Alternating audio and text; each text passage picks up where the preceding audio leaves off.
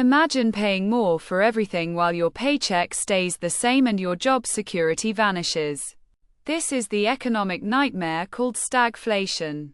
And warning signs are flashing across global markets.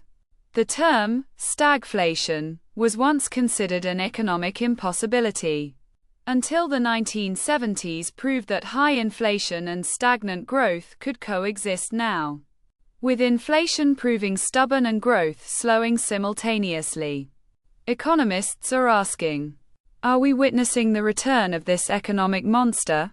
Stagflation represents the perfect economic storm. The rare combination of persistently high inflation and stagnant or negative economic growth. Traditional economic theory suggested this couldn't happen because inflation typically accompanies strong growth, while recessions bring falling prices. But stagflation breaks these rules, creating a scenario where central banks face impossible choices: fight inflation and deepen recession, or stimulate growth and fuel inflation. The 1970s provide the classic stagflation playbook.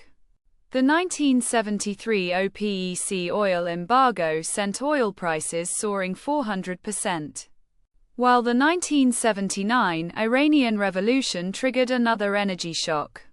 These supply shocks combined with loose monetary policy and wage price spirals to create a decade of misery.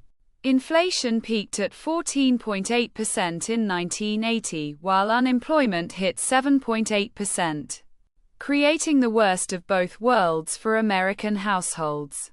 Modern economic conditions show disturbing parallels to the 1970s. Post-pandemic supply chain disruptions, the Ukraine conflict's impact on energy and food prices, and deglobalization trends have created persistent inflationary pressures. Meanwhile, demographic shifts, high debt levels, and productivity stagnation threaten long-term growth potential. The ingredients for stagflation are increasingly present in today's economic mix. Central banks face their worst nightmare in stagflation. The Federal Reserve's traditional tools work poorly against supply-side inflation.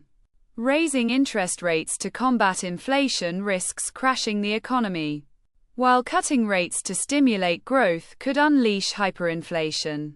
This policy dilemma explains why the Fed hesitated so long before tackling inflation in 2022. They were trapped between economic collapse and price stability. Historical asset performance during stagflation